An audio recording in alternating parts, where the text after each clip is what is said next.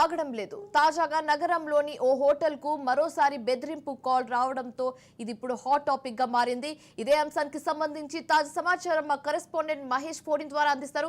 మహేష్, చెప్పండి, ఒకటి కాదు రెండు కాదు, ఇలాంటి సందర్భాలు చాలా వింటున్నాం, చూస్తున్నాం. ఈ ఫేక్ మెయిల్స్ కాల్స్ అనేది ఆగడం లేదు. దీనికి ఫుల్ స్టాప్ ఎప్పుడు పడితే దీనికి సంబంధించి మీ వద్ద ఉన్న పూర్తి డీటెయిల్స్ ఏంటి?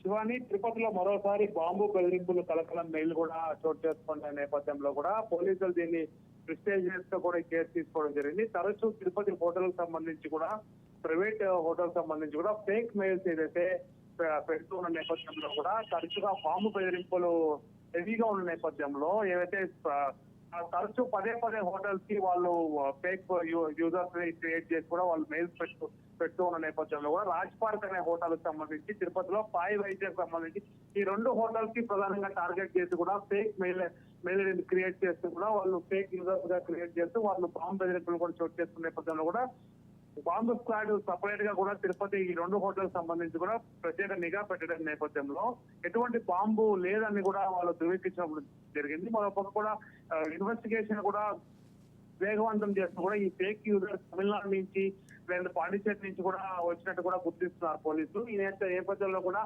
క్రూజ్ టీం కూడా సైబర్ క్రూజ్ టీం కూడా వాళ్ళు క్షుణ్ణంగా పరిశీలిస్తున్నారు. Soujanya, right, thanks for the updates Mahesh. నిఖితి